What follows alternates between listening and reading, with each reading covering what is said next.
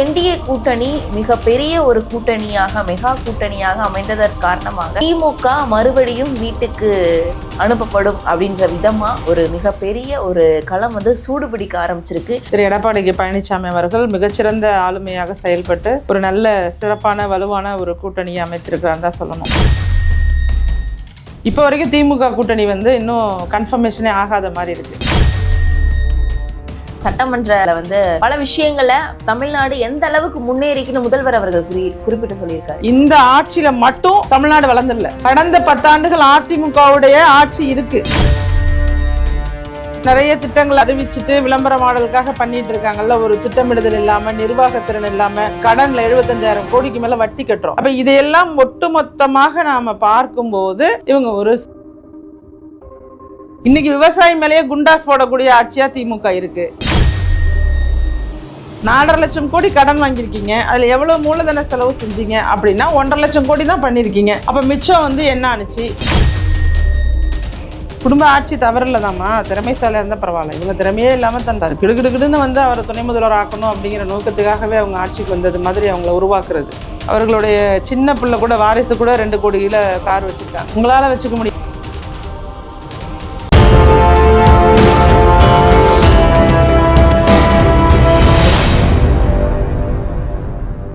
தமிழ் நேயர்களுக்கு வணக்கம். நான் உங்கள் பிருந்தா சங்கர். இன்று நம்மோடு சிறப்பு விருந்தினராக இணைந்திருப்பது அனைத்து மக்கள் அரசியல் கட்சி நிறுவன தலைவர் ராஜேஸ்வரி பிரியா அவர்கள். வணக்கம். வணக்கம். எப்படி? நல்லா இருக்கேன். இப்போ அரசியல் களம் ரொம்பவே சூடுபிடிக்க தொடங்கியிருக்கு. 2026 பாத்தீங்க அப்படின்னா திமுக தான் மீண்டும் ஆட்சியை பிடிக்கும் அப்படின்ற ஒரு நிலை இதற்கு முன்னதாக இருந்ததாகவும், இந்த என்டிஏ கூட்டணி மிகப்பெரிய ஒரு கூட்டணியாக மெகா கூட்டணியாக அமைந்ததற்கு காரணமாக திமுக மறுபடியும் வீட்டுக்கு அனுப்பப்படும் அப்படின்ற விதமா ஒரு மிகப்பெரிய ஒரு களம் சூடுபிடிக்க ஆரம்பிச்சிருக்கு. அதாவது நீங்க சொல்லுது போல 2025 வரைக்கும் திமுக பலமா இருக்கு, அப்படி கூட்டணி அப்படி அதெல்லாம் சொல்லிட்டு இருந்தாங்க. கூட்டணியை பற்றி பொறுத்தவரையில் அதையெல்லாம் தகர்த்து எறிகிற வகையில் 2026 ஜனவரி மாதமே பார்த்தீங்கன்னா திரு எடப்பாடி பழனிசாமி அவர்கள் மிகச்சிறந்த ஆளுமையாக செயல்பட்டு ஒரு நல்ல சிறப்பான வலுவான ஒரு கூட்டணியை அமைத்திருக்கிறார் தான் சொல்லணும். இப்போ வரைக்கும் திமுக கூட்டணி இன்னும் கன்ஃபர்மேஷனே ஆகாத மாதிரி இருக்குது. ஏன்னா எல்லாரும் சீட்டு கேட்குறதோட எண்ணிக்கை அதிகரிச்சிருக்காங்க. மக்கள் நீதி மையம் கூட 15 சீட்டு கேட்குறாங்க. எல்லா கட்சிகளுமே 15 தொகுதிகளை நிற்க போகிறதா முடிவு பண்ணியிருக்காங்க. அதான் 15 அப்போ 15 சீட்டு கேட்குறாங்கன்னு தானே அதுக்கு பொருள். அது மாதிரி மற்ற அனைத்து கூட்டணி கட்சிகளுமே இரட்டை இலக்கத்தில் தான் எங்களுக்கு சீட்டு வேணும் அப்படின்னு கேட்டிருக்காங்க. இதையெல்லாம் ஒட்டுமொத்தமாக பார்க்கும்போது அதிமுக ஒரு பர்ஃபெக்டாக எல்லா விஷயத்துலையுமே முன்னோடியாக, அதாவது சுற்றுப்பயணம் மேற்கொண்டதுலேயும் சரி, பிரச்சார சுற்றுப்பயணமும் 180 தொகுதிக்கு மேலே திரு எடப்பாடி பழனிசாமி அவர்கள் சிறப்பான முறையில் மேற்கொண்டாங்க. இப்போ கூட்டணி அமைக்கிறதா இருக்கட்டும், இந்த நேற்று நடந்த என்டிஏ தலைமையிலான ஒரு மாபெரும் பொதுக்கூட்டத்தை நீங்கள் எல்லோரும் பார்த்துருப்பீங்க. அதுவுமே ரொம்ப சிறப்பாக இருந்துச்சு. வெற்றி கூட்டணி அப்படிங்கிறது 100% உறுதியானதாக தான் நான் கருதுகிறேன். கண்டிப்பா. இப்ப பாத்தீங்க அப்படின்னா திமுக துடைத்து எரியப்பட வேண்டிய ஒரு கட்சி அப்படின்னு சொல்லிட்டு இருக்கக்கூடிய எல்லா எதிர்கட்சியும் சொல்றாங்க. ஆனா திமுக மக்களுக்கு தேவையான பல முன்னேற்பாடுகள், பல நல்ல திட்டங்கள் எல்லாம் கொண்டு வந்திருக்காங்களே, அதெல்லாம் ஏன் மேம் நீங்க ஏற்றுக்கொள்றதுக்கு மறுக்கிறீங்க? இல்லை, நம்ம அப்படி கிடையாதேம்மா. என்னென்ன திட்டங்கள் கொண்டு வந்திருக்காங்களோ அதை நம்ம மறுக்கலை, ஏற்றுக்கிறோம்.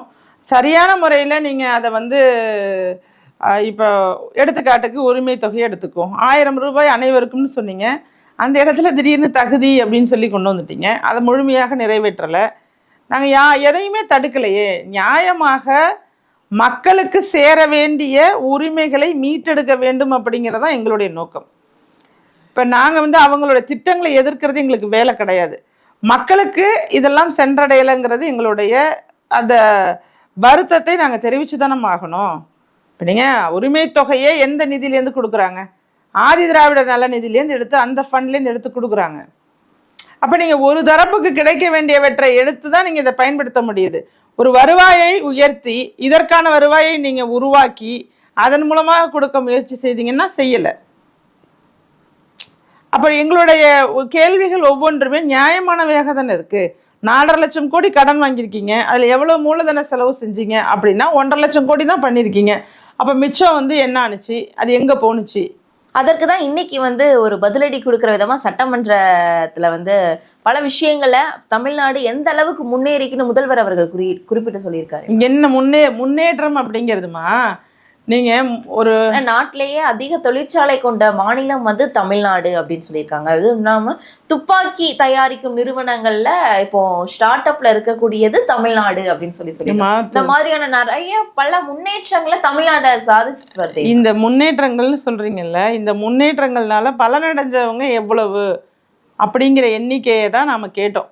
முதலீட்டாளர்கள்லாம் வந்து இங்க தொழிற்சாலை தொடங்குறாங்க உங்க பீரியட்லன்னு சொல்றீங்களே, அது எவ்வளவு வந்து பேர் வந்து வேலை வாய்ப்பு கிடைச்சிருக்கு, எவ்வளவு இன்வெஸ்ட் பண்ணியிருக்காங்க, இதில் என்ன இருக்குன்னு கேட்டதுக்கு தான் டிஆர்பி ராஜா அவர்கள் உடனே ஒரு வெள்ளை பேப்பர் எடுத்து காமிச்சு இப்படி நக்கல் பண்ணார். இதுதான் வெள்ளை அறிக்கைன்னு சொன்னார். இன்னைக்கு வந்து சட்டமன்றத்தில் வந்து அவங்க வாசிச்சுட்டு இருக்கிறது அப்படிங்கிறது எல்லாமே அது நான் கேட்ட கேள்வியை நோக்கி தான் நான் வைக்கிறேன் மறுபடியும். இதில் நீங்கள் கட்டுமான வளர்ச்சிக்கும் மூலதனத்திற்கும் எவ்வளவு செலவிட்டு நீங்கள் என்ன பண்ணீங்க? இந்த பீரியட் ஆஃப் டைம் இந்த ஆட்சியில் மட்டும் தமிழ்நாடு வளர்ந்துடல. கடந்த 10 ஆண்டுகள் அதிமுகவுடைய ஆட்சி இருக்கு, அதையும் நாம் மறந்துடக்கூடாது. புரியுதா உங்களுக்கு? அப்போ அவர்கள் வந்து இந்த கடன் வாங்கி நிறைய திட்டங்களை அறிவிச்சுட்டு விளம்பர மாடலுக்காக பண்ணிட்டு இருக்காங்கல்ல, ஒரு திட்டமிடுதல் இல்லாமல், நிர்வாகத்திறன் இல்லாமல், வருவாயை ஈட்டாமல், கடனில் 75,000 கோடிக்கு மேலே வட்டி கட்டுறோம். அப்போ இதையெல்லாம் ஒட்டுமொத்தமாக நாம் பார்க்கும்போது இவங்க ஒரு சைபர், இவங்க ஒரு ஜீரோ தான். இவங்க வேணும்னா மறுபடி சொல்லிக்கலாம், நாங்கள் வந்து மற்ற மாநிலங்களோட ஒப்பிட்டு தமிழ்நாட்டை பேசிக்கிட்டு இருந்தோம்னா அது எப்பயுமே பேசலாமா? அது வளர்ச்சி கிடையாது. நமக்குள்ளே நாமே நமக்கு போட்டியாளருங்கிற மாதிரி தமிழ்நாடு இருக்குது. நீங்கள் தமிழ்நாட்டோட வளர்ச்சி அப்படிங்கிறது அபரிமிதமான வளர்ச்சியாக இருக்கும். நீங்கள் நல்ல முறையில் நிர்வாகத்திறன் பண்ணியிருந்தீங்கன்னா இன்றைக்கி வேலையில்லா திண்டாட்டமே இருந்திருக்காது, பெண்கள் பாதுகாப்பு கேள்விக்குறியாக இருந்திருக்காது, இவ்வளவு போதைப் பொருள் புழக்கம் இருந்திருக்காது. இன்னைக்கு கல்லூரி மாணவர்களெல்லாம் பிடிபடுறாங்க, போய் தங்கி இருக்கிற இடத்துலையும் விடுதிகள்லையும் பார்த்தீங்கன்னா கிலோ கணக்கில் கஞ்சா, வெளிநாட்டு போதைப் பொருட்கள் பயன்படுத்துகிறாங்க. இந்த சனிக்கிழமை ஆயிடுச்சுன்னா பாருங்க, ஆண்கள் பெண்கள் உட்பட அனைவருமே சென்னை மாநகரம் முழுவதுமாக போதைப் பொருள் பயன்படுத்துகிறாங்கங்கிற ஒரு ரிப்போர்ட் வருது. அதிர்ச்சியாக இருக்குது. முன்னாடி அங்கொன்றும் இங்கொன்றுமாக இருந்ததெல்லாம் இன்னைக்கு அங்கிங்க எனாதபடி எங்கும் பிரகாசமாக இருக்குது. அப்படி இருக்கிறதுக்கு காரணம் என்ன? கட்டுப்பாடு கிடையாது. காவல்துறை தெரிஞ்சும் தெரியாமல் நடந்துக்கிறாங்க. காவல்துறை மாமூல் வாங்குறாங்களா அப்படின்னா உங்களுக்கே தெரிஞ்சிருக்கும், நான் சொல்லணும்னு அவசியம் இல்லை.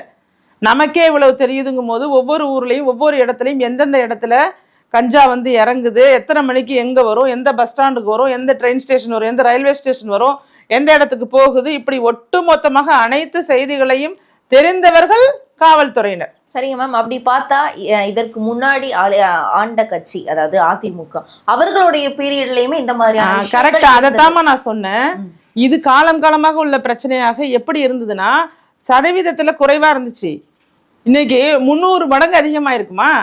அதைத்தான் குறிப்பிடுறேன். இல்லைன்னு நான் சொல்லவே இல்லையே. இல்லைன்னு எப்படி சொல்ல முடியும்? ஒரு ஒரு ஒரு ஒரு எங்கே பார்த்தாலும் கிரைம் ஆக்டிவிட்டீஸ் அப்படிங்கிறது கூட குறைச்சின்னு சொல்லிட்டு ஏதோ ஒரு இடத்துல நடந்து கொண்டு தான் இருக்கும்.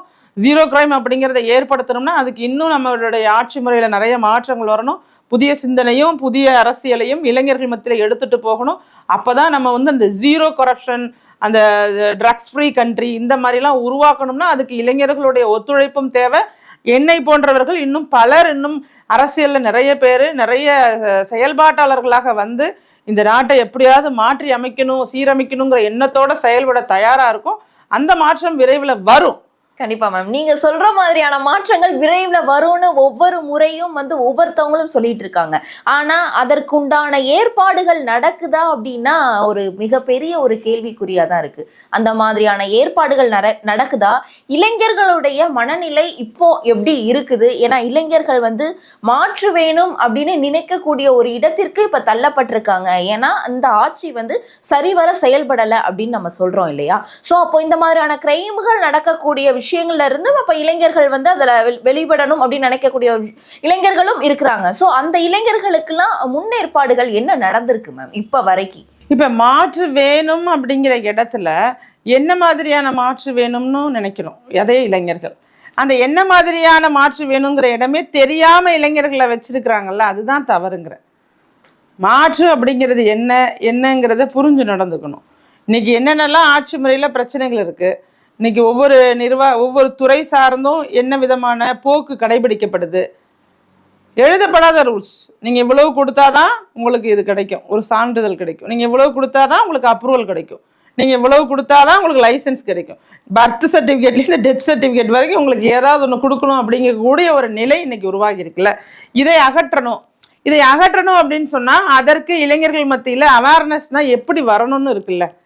இப்போ நீங்கள் ஏதோ ஒரு வேற ஆள் புது ஆளாக வந்துட்டாங்கன்னா எல்லாம் மாறிடும்னு நினைக்கிறது ஒரு மோசமான மனநிலை.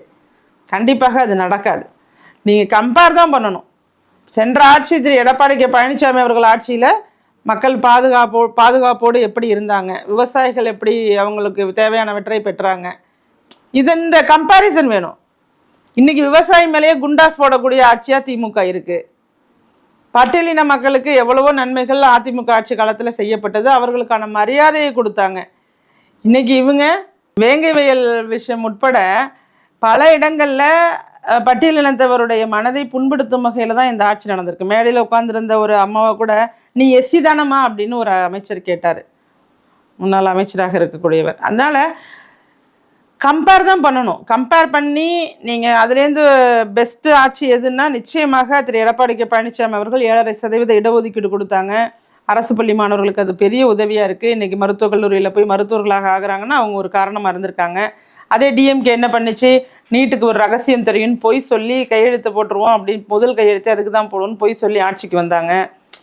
அப்போ நீங்கள் இப்போ நல்லாவே கம்பேர் பண்ணி பார்த்தீங்கன்னா திரு எடப்பாடி கே பழனிசாமி அவர்கள் கொரோனா காலகட்டத்தில் தேர்வு முறை கூட வேண்டாம், பசங்க எதிர்காலம் வேணும், அவங்க எப்படி வகுப்புக்கு போகாமல் எப்படி பப்ளிக் எக்ஸாமினேஷன் எழுதுவாங்க, அந்த பொது தேர்வு கூட வேண்டான்னு சொல்லி மாணவர்களுக்காக தானே அதெல்லாம் கொண்டுட்டு வந்தார். இளைஞர்களுக்கே சொல்கிறேன், இன்னைக்கு இளைஞர்களாக இருக்கக்கூடியவர்கள் தானே அன்னைக்கு 10வது 12வது படித்தவங்கலாம், சரிதானே? இன்னைக்கு காலேஜ் ஃபர்ஸ்ட் இயர் படிப்பாங்க, செகண்ட் இயர் தேர்ட் இயர் படிப்பாங்க, அப்படி தானே? அப்போ அதனால் நான் சொல்ல வர்றது என்னென்னா, புதிதாக ஒருத்தர்கிட்ட போனால் மாற்று அப்படின்னு நினைக்கிறது அது மிகப்பெரிய அபாயம். அதுவும் வித்தவுட் எனி எக்ஸ்பீரியன்ஸ், இந்த துறையில் எந்த அனுபவம் இல்லாமல், மக்கள் சார்ந்த பணிகளை செய்யாமல், மக்கள்லாம் என்னென்னே தெரியாமல் ஒரு மேக்கப் போட்டுட்டு ஒரு திரையில் அது மாதிரி உள்ளவங்கெல்லாம் மாற்று கிடையாதுல்ல. இன்னைக்கு களத்தில் நின்று போராடி ஆர்ப்பாட்டங்கள் செய்து மக்கள் பிரச்சனை என்ன, ஒவ்வொரு கிராமத்துல என்ன பிரச்சனை இருக்கு, விஷயங்கள்லாம் செய்யலன்னு சொல்ல வரீங்களா மேம்? திமுகங்க, அதாவது நான் சொல்லலை, நீங்க சொல்லலை, பிடிஆர் பழனிவேல் தியாகராஜன் அவர்கள் நிதியமைச்சராக இருந்தபோது 1.5 வருஷத்திலேயே 30,000 கோடி ஊழல் பண்ணியிருக்காங்கங்கிற ஒரு வாய்ஸை நம்ம கேட்டோம், ஆடியோவை கேட்டோம். இதில் நாமெல்லாம் எதுவுமே சொல்லலை. அப்போ இன்னைக்கு வரைக்கும் அவங்க எவ்வளோ ஊழல் பண்ணியிருக்காங்க அப்படிங்கிறதும் நமக்கு தெரியும். திரு கே நேரு அவர்களுக்கு 3 முறை கவர்மெண்ட் என்ஃபோர்ஸ்மெண்ட் நம்ம அமலாக்கத்துறை என்ன பண்ணுறாங்க, காவல்துறையிடம் எஃப்ஐஆர் போடுங்கன்னு அனுப்பிட்டு இருக்காங்க. ஒரு விரிவான அறிக்கையை கொடுக்குறாங்க. இவர் குற்றம் செய்ததற்கான எவிடன்சஸ் இருக்குது, டிஜிட்டல் எவிடன்சஸ் இருக்குது, வாட்ஸ்அப் மெசேஜஸ் இருக்குது, சாட்டிங் பண்ணதெல்லாம் இருக்குது, நீங்கள் நடவடிக்கை எடுங்க, அது எஃப்ஐஆர் போடுங்கன்னு சொல்கிறாங்க. இன்னும் அவர் மேலே நடவடிக்கை எடுக்கலை.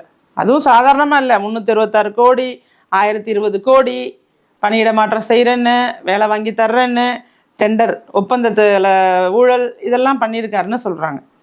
டாஸ்மாகில் ஊழல்னு ஏற்கனவே நமக்கு செய்தி வந்தது. அது மட்டும் இல்லாமல் 10 ரூபாய் 20 ரூபாய் கூட வச்சு பாட்டில் விற்பனை செய்கிறது அப்படிங்கிறது இன்றளவும் குறையலை. ஓகேவா? அப்புறம் குடும்ப ஆட்சி, தன்னுடைய குடும்பத்தினருக்கு மட்டும்தான் எல்லா வாய்ப்புகளும் கிடைக்கும் அப்படிங்கிற ஒரு குடும்ப ஆட்சி தவறில்லதாம்மா. திறமைசாலியாக இருந்தால் பரவாயில்ல, இவங்க திறமையே இல்லாமல் தன் கிடுகிடுன்னு அவரை துணை முதல்வர் ஆக்கணும் அப்படிங்கிற நோக்கத்துக்காகவே அவங்க ஆட்சிக்கு வந்தது மாதிரி அவங்கள உருவாக்குறது. அவர்களுடைய சின்ன பிள்ளை கூட, வாரிசு கூட 2 கோடியில் கார் வச்சுருக்காங்க. உங்களால் வச்சுக்க முடியுமா? என்னால் வச்சுக்க முடியுமா 22 கோடியில் காரு 20 வயசில்? என்னம்மா? அப்போ மக்கள் சிந்திக்கணுங்கிற ஆட்சி அப்படிங்கிறது மக்களுக்கானதாக இல்லாமல் தனது மக்களுக்கானதாக இருக்குது பாருங்க. அதை தான் நாம் எதிர்க்கிறோம். திமுக இதையெல்லாம் செய்தார்களா செய்யலையா அப்படிங்கிறதெல்லாம் விட, இந்த ஆட்சியில் சட்ட ஒழுங்கு சரியில்லை. ஒரு முதிய கணவன் மனைவி, முதியோர் ஒரு பண்ணையில் இருக்காங்க, அவங்களுக்குன்னு ஒரு தோட்டம் துறவோடு போய் செட்டில் ஆகிருக்காங்கன்னா அவர்களை கூட கொலை செய்யக்கூடிய ஆட்சி. சிட்டிக்குள்ள ஒரு 4 பவுன் செயினுக்காக பெட்ரோலை ஊற்றி கொளுத்திட்டு செயினை திருடிட்டு போயிட்டாங்க. இப்போ நியூஸ் பார்த்தோம்ல, கொளத்தூர் தொகுதி முதல்வரோட தொகுதியில் அருவாள் எடுத்துட்டு கஞ்சா போதையில் கண்டமேனிக்கு வெட்டிட்டு ஓடுறாங்க. யார் என்னன்னே தெரியாமல், போதையோட உச்சம், கஞ்சாவோட போதை உச்சத்தில். போதைப் பொருளுக்கு அடிமையாயிட்டாங்கன்னு பெத்த தாய் தகப்பனே பிள்ளையை கொன்ற சம்பவம், டாஸ்மாக் மது போதையில தன்னுடைய பெண்ணை கொலை செய்த சம்பவம், ஒரு 13 வயசு பொண்ணை கொலை பண்ணிட்டாங்க. இப்படி நம்ம சொல்லிக்கிட்டே போனோம்னா அடுக்கிக்கிட்டே போகலாம். இது எல்லாத்தையுமே கட்டுப்படுத்த வேண்டிய அரசு கட்டுப்படுத்தலை. இவங்க 6000 மதுக்கடைகளாக மாற்றிருக்காங்க.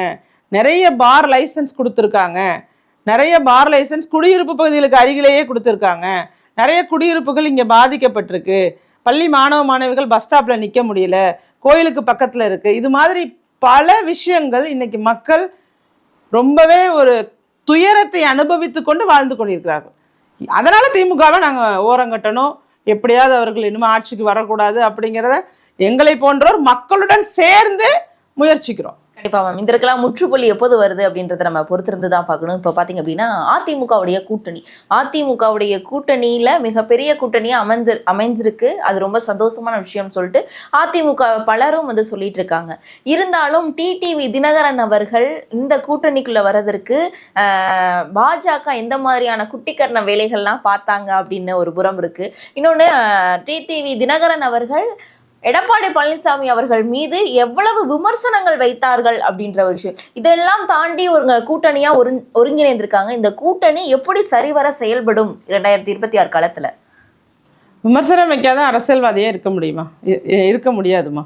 நீங்க யாராவது இவங்க எந்த விமர்சனம் வைக்கல அப்படின்னு சொன்னா நீங்க காட்டுங்க, நானும் பார்க்குறேன். திமுக காங்கிரஸ் மேல வைக்காத விமர்சனமா? திமுக மேல மதிமுக வைக்காத விமர்சனமா?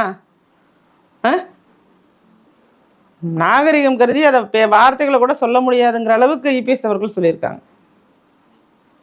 நமக்கே தெரியும் வைகோ அவர்கள் வந்து எவ்வளவு மோசமான மொழிகளை எல்லாம் பயன்படுத்தி திரு ஸ்டாலின் அவர்களை பேசினான்னு நம்ம எல்லாருக்குமே தெரியும். காலம் மாறிடுனா எல்லாம் மாறிடாதுமா, மறந்து போயிடாதுல்ல. அதே மாதிரி காங்கிரஸை எவ்வளவு எதிர்த்தாரு கருணாநிதி அவர்களும் தெரியும்.